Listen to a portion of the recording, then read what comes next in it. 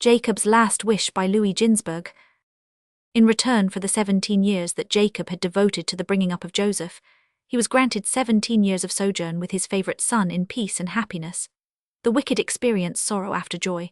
The pious must suffer first, and then they are happy, for all's well that ends well, and God permits the pious to spend the last years of their lives in felicity. 3:4. When Jacob felt his end approach, he summoned Joseph to his bedside, and he told him all there was in his heart. He called for Joseph rather than one of his other sons, because he was the only one in a position to execute his wishes. Jacob said to Joseph, "If I have found grace in thy sight, bury me not, I pray thee, in Egypt. Only for thy sake did I come down into Egypt, and for thy sake I spoke, now I can die. Do this for me as a true service of love, and not because thou art afraid, or because decency demands it. And when I sleep with my fathers, thou shalt bury me in their burying place. Carry me out of the land of idolatry, and bury me in the land where God hath caused his name to dwell, and put me to rest in the place in which 4 husbands and wives are to be buried, I the last of them." Jacob desired not to be buried in Egypt for several reasons. He knew that the soil of Egypt would once swarm with vermin, and it revolted him to think of his corpse exposed to such uncleanness. He feared, moreover, that his descendants might say, "Were Egypt not a holy land, our father Jacob had never permitted himself to be buried there," and they might encourage themselves with this argument to make choice of Egypt as a permanent dwelling place. Also, if his grave were there, the Egyptians might resort to it when the 10 plagues came upon them, and if he were induced to pray for them to God, he would be advocating the cause of the Lord's enemies. If, on the other hand, he did not intercede for them, the name of God would be profaned among the heathen, who would say, "Jacob is a useless saint." Besides, it was possible that God might consider him, the scattered sheep of Israel, as a sacrifice for the Egyptians, and remit their punishment. From his knowledge of the people, another fear was justified, that his grave would become an object of idolatrous veneration, and the same punishment is appointed by God for the idols worshipped, as for the idolaters that worship them. If Jacob had good reasons for not wanting his body to rest in the soil of Egypt, he had equally good reasons for wanting it to rest in the Holy Land. In the Messianic time, when the dead will rise, those buried in Palestine will awaken to new life without delay, while those buried elsewhere will first have to roll from land to land through the earth, hollowed out for the purpose, until they reach the Holy Land, and only then will their resurrection take place. But over and beyond this, Jacob had an especial reason for desiring to have his body interred in Palestine.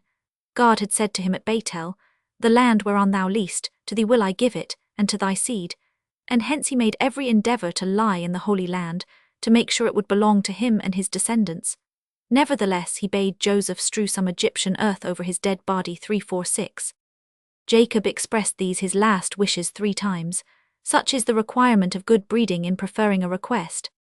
In the last period of Jacob's life, one can see how true it is that even a king depends upon favors in a strange land. Jacob, the man for the sake of whose merits the whole world was created, for the sake of whom Abraham was delivered from the fiery furnace, had to ask services of others while he was among strangers. 3:47, and when Joseph promised to do his bidding, he bowed himself before his own son, for it is a true saying, "Bow before the fox in his day, the day of his power." 3:48.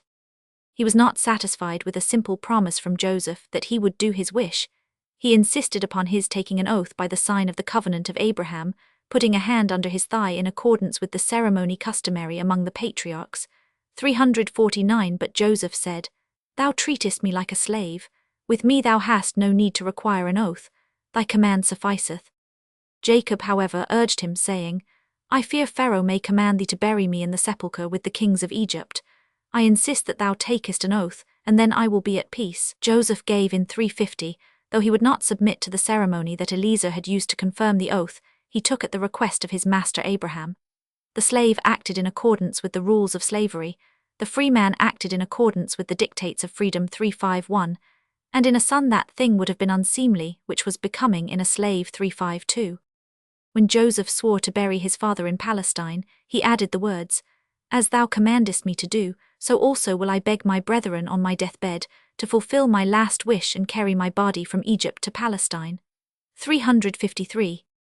Jacob, noticing the Shekinah over the bed's head, where she always rests in a sick room, bowed himself upon the bed's head. 354, saying, "I thank thee, O Lord my God, that none who is unfit came forth from my bed, but my bed was perfect." 355.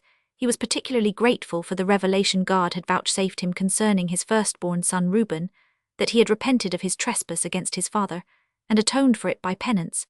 He was thus assured that all his sons were men worthy of being the progenitors of the 12 tribes, and he was blessed with happiness such as neither Abraham nor Isaac had known, for both of them had had unworthy as well as worthy sons. 3:5-6.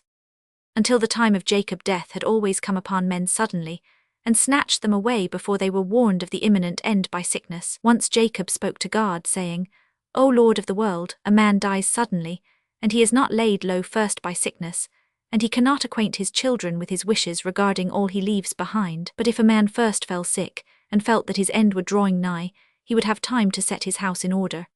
And God said, "Verily thy request is sensible, and thou shalt be the first to profit by the new dispensation." And so it happened that Jacob fell sick a little while before his death. 3:5-7. His sickness troubled him grievously, for he had undergone much during his life. He had worked day and night while he was with Laban, and his conflicts with the angel and with Esau, though he came off victor from both, had weakened him, and he was not in a condition to endure the hardships of disease. 3:5-8.